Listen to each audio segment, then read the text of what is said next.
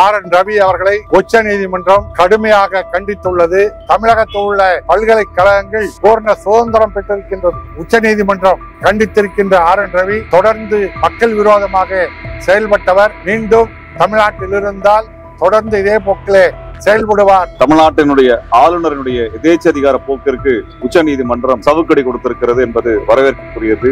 அந்த தடைகள் எல்லாம் இப்பொழுது தகர்ந்து ஆளுநருடைய எல்லை எது என்பதை உச்ச நீதிமன்றம் வரையறுத்து கூறியிருக்கிறது.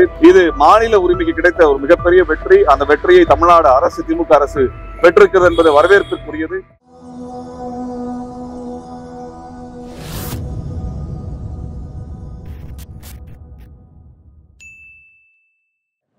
தமிழக ஆளுநர் RN ரவி அவர்களை உச்ச நீதிமன்றம் கடுமையாக கண்டித்துள்ளது.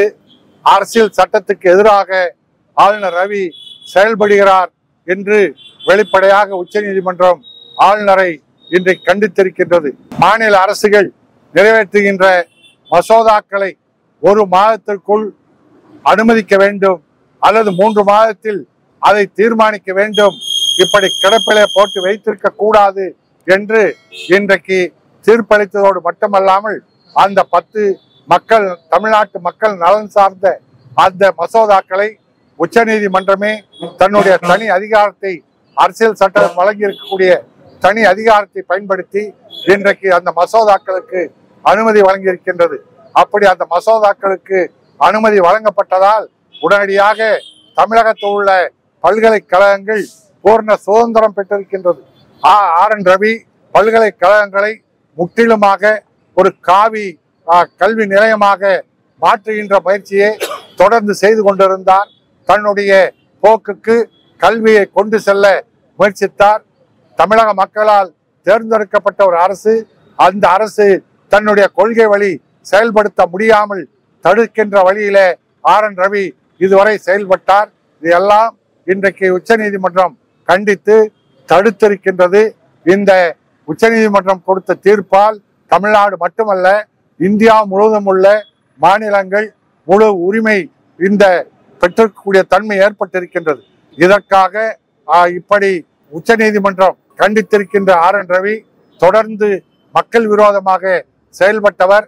மீண்டும் தமிழ்நாட்டில் இருந்தால் தொடர்ந்து இதே போக்கிலே செயல்படுவார். அதனால் உடனடியாக ஒன்றிய அரசு அவரை திரும்ப பெற வேண்டும், பதவி நீக்கம் RN ரவியை செய்ய வேண்டும் என்று கோரி இந்த ஆர்ப்பாட்டத்தை நடத்தி கொண்டிருக்கின்றோம். அதே நேரத்தில் இந்த தீர்ப்பை பெற்ற தமிழக மக்களுடைய நலனுக்காக, உரிமைக்காக சட்ட போராட்டம் நடத்தி உரிமை பெற்றதோடு மட்டுமல்லாமல் இந்தியா முழுவதும் உள்ள மாநிலங்களுக்கும் இந்த உரிமையை பெற்றுத்தந்த தமிழக முதல்வருக்கும் நாங்கள் நன்றியை தெரிவித்துக் கொள்கிறோம். தமிழ்நாட்டு அரசினுடைய சட்டங்களை எல்லாம் கிடப்பில் போட்டு வைத்து தமிழ்நாட்டிலே நலத்திட்டங்கள், கல்வி திட்டங்கள், இதர திட்டங்களை எல்லாம் நடைமுறைப்படுத்த தடை செய்து வந்த தமிழ்நாட்டினுடைய ஆளுநருடைய எதேச்சதிகார போக்கிற்கு உச்ச நீதிமன்றம் சவுக்கடி கொடுத்திருக்கிறது என்பது வரவேற்கக்கூடியது.